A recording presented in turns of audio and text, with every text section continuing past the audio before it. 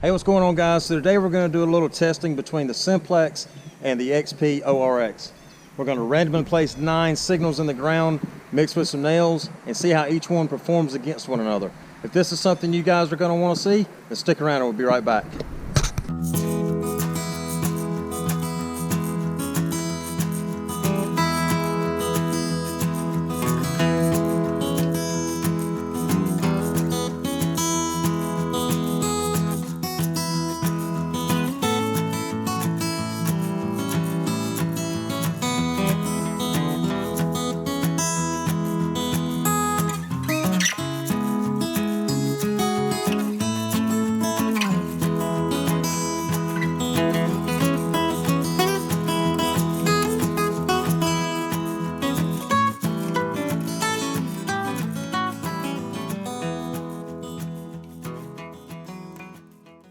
Okay, so the targets that we're going to be burying today and testing with the Makro Simplex, we're going to bury a Morgan silver dollar, a shield nickel, a King George copper, a silver City Liberty quarter, a silver Walking Liberty half, a 14 karat gold wedding band, a 2-piece military button, and a US belt buckle. And we're going to bury each one of these at a different depth, each one though over 12 inches, and see if the Simplex will pick it up. So let's take a look at the holes, and then we'll get to burying, and then we'll fill the stuff back in. Okay, so with most videos, you'll notice when people bury a target, they're already pre-buried. So you know, people may say they're at 18 inches or 20 inches or whatever, but today, for the purposes of what I'm doing, I'm going to show you the depth of each hole all the way to the bottom. I'm going to pack this tape measure down in there. So as you guys can see, or hope you can see, that's right at about 20 inches, 19-20 inches to the top of the hole. And in this hole, we're going to drop the US belt buckle in there. Now, everybody knows that items don't strategically land, you know, face up or face down or on their side or whatever. So what we're going to do is we're going to just drop it in the hole, and there how it lands is how it lands. You ready? Here we go. All right, it's in the hole. We're going to fill it in. We're going to do this for each target so that there's no, I guess you could say there's no predetermined way or anything that the target is laying in the hole. These are all just randomly dropped items at basically randomly dug holes.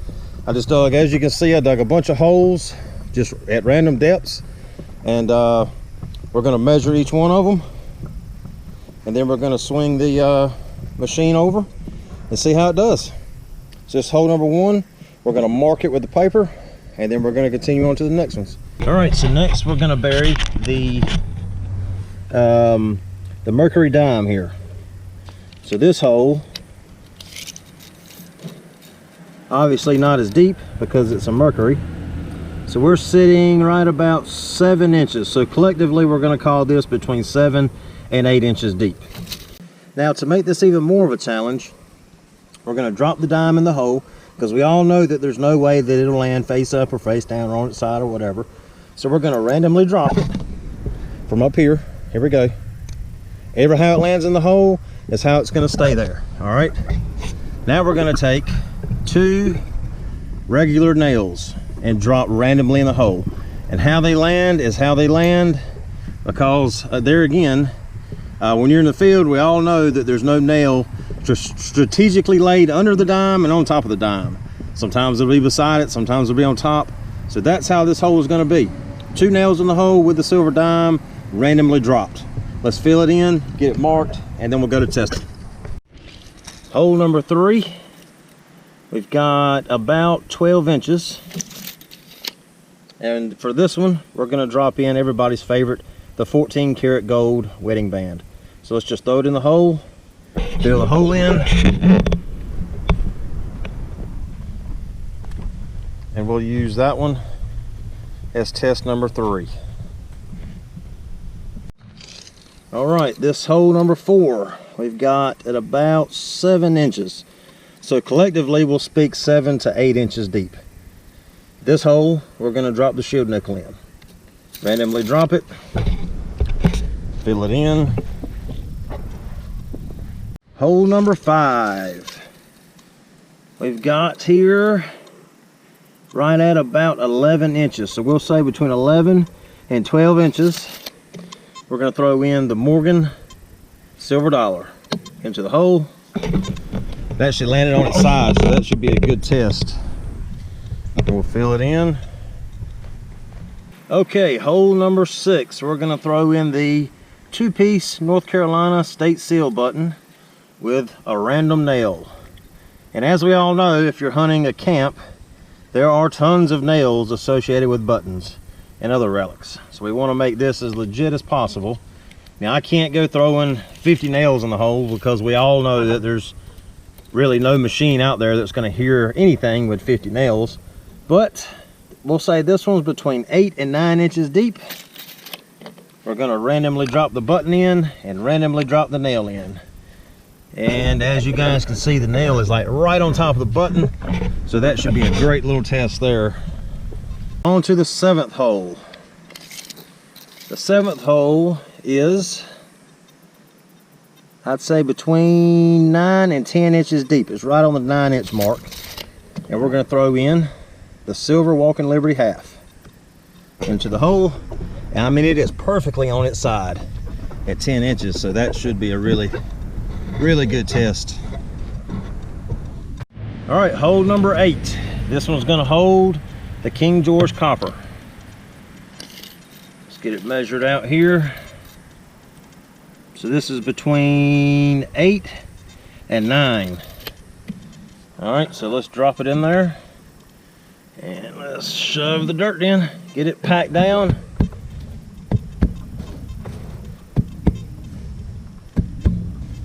And the last hole is the silver Seat of Liberty quarter.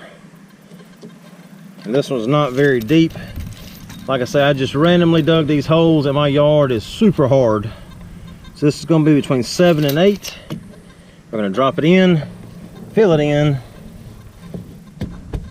Okay guys, so I've buried the 9 targets in the ground. Now, me being the person that I am, I like real world experience. You know, I don't like to go to a pre-planted test field or test garden where, you know, I haven't personally seen the targets buried. I don't know how the nails are laid in the hole. You know, sure, I could strategically lay a nail sideways on each side of a signal and get a different tone. But I like real world experience, in the field, real world experience. So that's what I've done here. I randomly dropped the targets in the hole. I've randomly dropped nails in the hole, just like they would be in real world experience. Not placed in there any certain way, they're just randomly dropped. And we're gonna see how each target sounds and go from there. Okay, let's take a look at our targets here. So we got a silver dime between 8 and 9 inches with the nails. We've got a 14 karat gold wedding band between 11 and a half and 12. We've got a shield nickel buried at roughly 8 inches. We've got a silver Morgan dollar buried between 11 and 12 inches. We have a North Carolina state seal button buried between 8 and 9 with a nail. I forgot to put the nail on the paper there. I got the silver 50-cent piece between 9 and 10. Got the King George copper between 8 and 10. Got the silver 25-cent between 7 and 8. And we've got the US buckle between 19 and a half and 20 inches deep. There they are, freshly dug holes. Got the Simplex. We're going to turn it on, pick a program, swing over it, and see if we can hear each target. All right guys, we're going to start off here at the US buckle between 19 and a half and 20 inches. So I'm going to turn the machine on. I'll push and hold the bottom center button there. The machine's going to cycle on. All right, and we're going to start off in relic mode because hence that is a relic.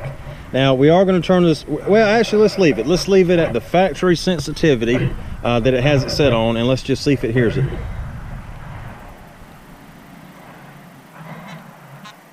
Okay, so on relic mode with the sensitivity on the factory setting, I'm hearing some iron grunt, but Absolutely no signal in there whatsoever. Let's bump up the sensitivity here all the way, and now let's see what it sounds like.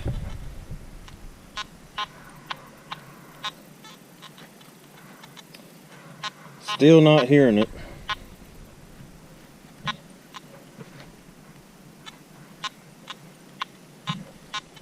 Silver quarter. No problem there whatsoever. Silver quarter, 7 to 8 inches. Relic mode, sensitivity wide open. 90, 91. Perfect sounding signal there. Doesn't matter which way I swing on it. Sounds absolutely wonderful. Alright, let's go over here to the King George copper at 8 to 10 inches. Again, it's hitting it dead on perfect. Hitting a 57 to 63. VDI numbers are jumping around a little bit, but that's to be expected.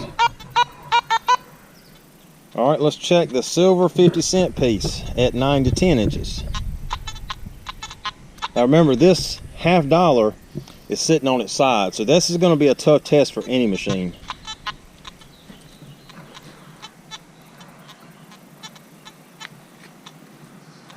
Alright, it's not hitting the half. And that's only because I would imagine it's laying on its side. We'll switch between the other 4 modes here and just see if it'll squeak it out.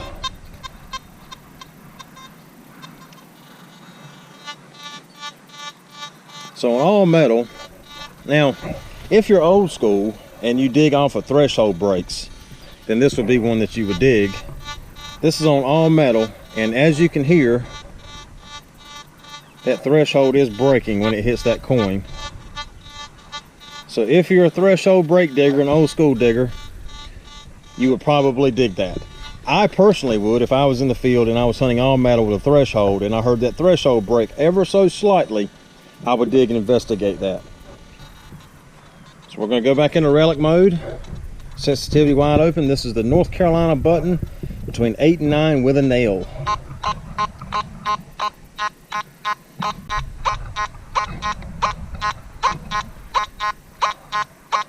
Okay, it's hitting the nail, but it's not hearing the button. So let's go in here and let's turn the iron volume off and see if it hears the button. So I am getting I'm getting a little squeak there, but it's not anything that would be dig worthy in my book. And we'll go all the way around it here.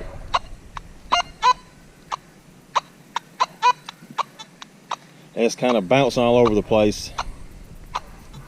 So we're going to turn the iron back on.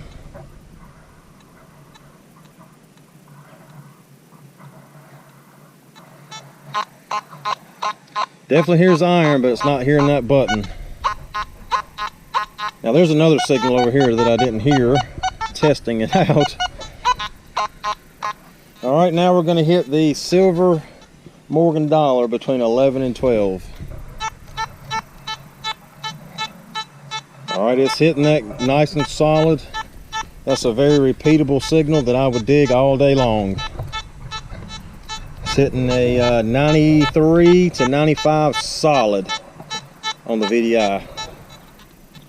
Let's check the shield nickel at 8 inches. It's hitting that absolutely gorgeously. 20, let's see, 20. Well, the VDI is kind of jumping all over the place on the shield nickel. It's going from 24.19 to 25. Very repeatable signal. Would definitely dig that. Okay, let's do the 14 karat gold wedding band between 11.5 and 12 inches. See what it sounds like.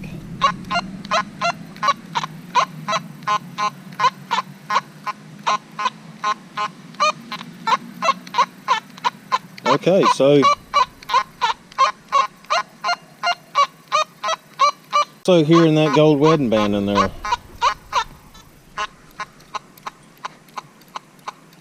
Doesn't hear it that way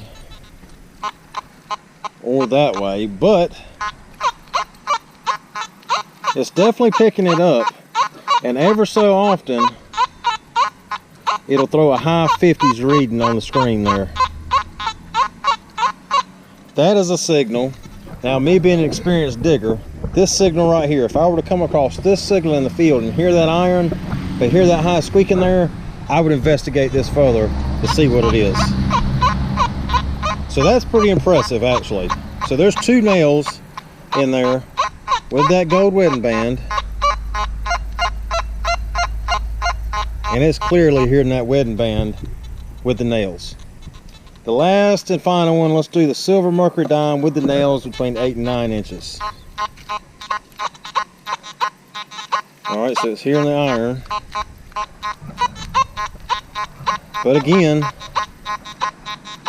it's hearing a little bit of a high squeak in there. Let's try turning the iron off.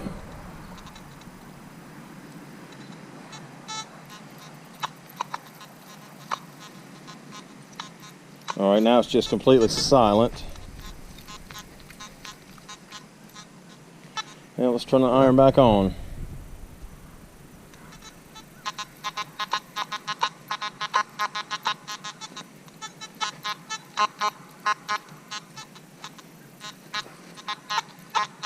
So again, it hears it, but just barely. It's hearing those nails also.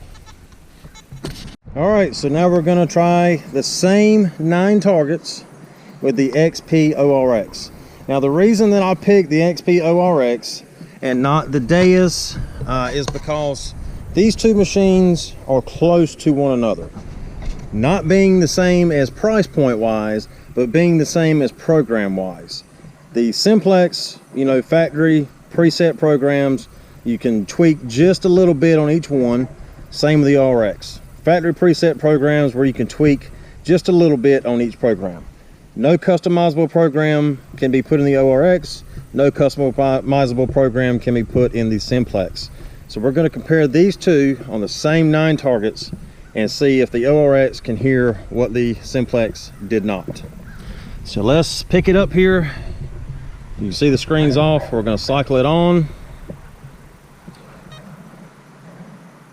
We're going to hunt in coin deep mode, which would be about the same as relic mode on the Simplex.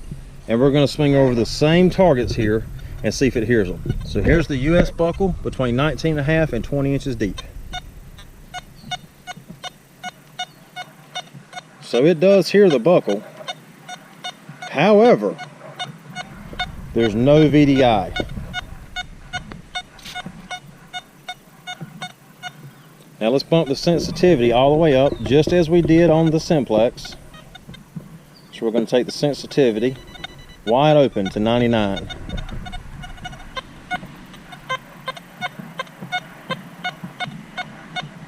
It still hears it, but again, no VDI. Alright, let's check the silver quarter between 7 and 8. Hits it solid, 91, 94. Solid VDI. The King George copper between 8 and 10. Hits it solid, 84, right on the money. 87, 84, right on the money. The silver 50-cent piece between 9 and 10. This is the one on its side. So it is hitting it, but there's no VDI. But it's a good signal, just no VDI. The North Carolina button between 8 and 9 with the nails. Alright, so it's hearing the nails in there, but it's also got a high squeak, just as the Simplex did. Let's check let's turn the iron volume here off. Iron volume, well, where's it at? Iron volume off. Oh, I've switched programs. Hold on a second. Alright, back on coin deep there. Iron volume should be off. Iron volume off. So it is hearing that button amongst all those nails, but the VDI number isn't really spot on for a button, but I would dig that. Here's the silver dollar between 11 and 12. Hits it spot on, 98, 97, 98. The shield nickel at 8 inches is hitting that spot on, 60, 65. The 14 karat gold wedding band is hitting that at a 96, 96, 97. And lastly, the silver mercury dime at 8, 9 inches with the nails.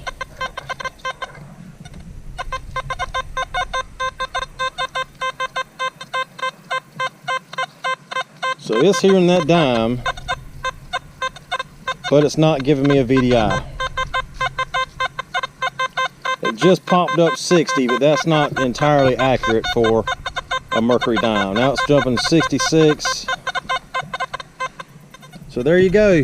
There's 9 signals swung over with the ORX and 9 signals swung over with the Simplex.